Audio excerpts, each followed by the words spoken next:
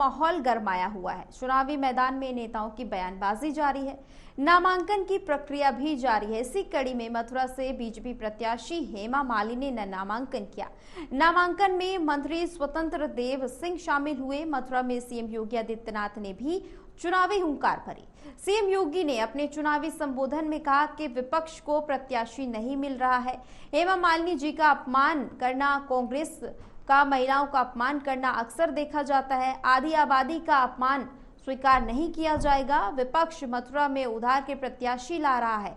आगे उन्होंने कहा कि कला का हमेशा सम्मान होना चाहिए। कांग्रेस के नेता आपा खो चुके हैं। मथुरा कला और कथा की भूमि है। हेमा मालिनी जी का अपमान किया गया है।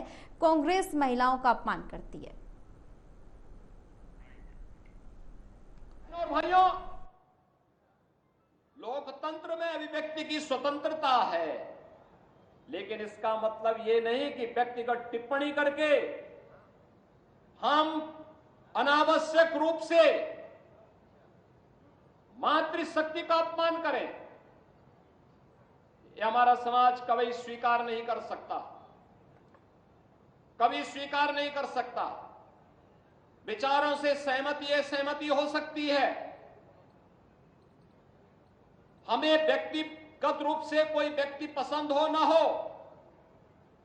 लेकिन हम कला को, संस्कृति को, राष्ट्रीयता को या किसी जाति को टारगेट नहीं कर सकते।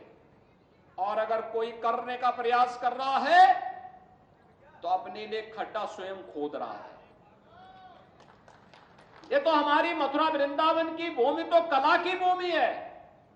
भगवान कृष्ण के बारे में कहा जाता है, हमारे कृष्ण कन्हैया के बारे में कहा जाता है कि इन्होंने 16 कलाओं के साथ ही अपना अवतार लिया था।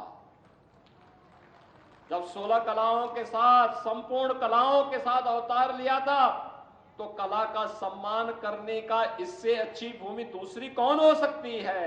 और इसीलिए भारत की सिने जगत की सबसे सुविख्यात अदाकार के रूप में, जिन्होंने अपनी कला और अपनी प्रतिभा के माध्यम से भारत की परंपरा को, भारत की संस्कृति को, भारत की सिने जगत को, भारत की परंपरा और संस्कृति की कला को वैश्विक मंच पर स्थापित करने में अपना पूरा जीवन लगा दिया हो, और जिसके मंचन को देखने के लिए आज भी लाखों लाख लोग जुड़ते हैं, चाहे वे गंगा की प्रस्तुति हो, चाहे वह मीराबाई की प्रस्तुति हो, चाहे वह मां दुर्गा की प्रस्तुति हो।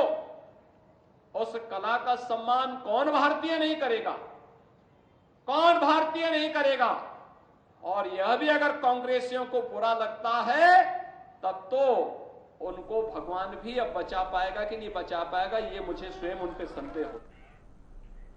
खबर पर संवाददाता अमित भार्गव जुड़ चुके हैं। अमित, सियासी बयानबाजी तो अपनी जगह ठीक है, लेकिन जिस तरह से हेमा मालिनी पर आपत्तिजनक टिप्पणी की गई, उसके बाद सीएम योगी आदित्यनाथ ने भी पलटवार कर दिया है।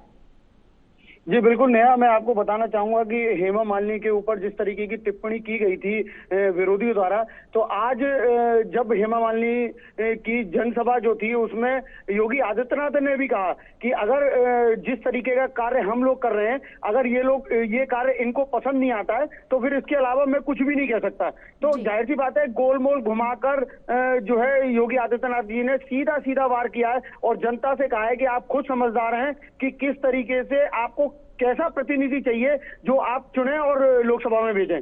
जी अमित, क्योंकि अक्सर देखा जाता है कांग्रेस के चाहे शीर्ष नेतृत्व के नेता हो या फिर कोई भी नेता होते हैं, वो अनर्गल बयानबाजी करते हैं। अब ऐसी स्थिति में क्योंकि लोकसभा चुनाव करीब है, हेमा मालिनी सांसद हैं, उनके ऊपर इस तरह की टिप्पणी, बीजेपी इसको भुनाने की किस तरह से कोशिश करेगी?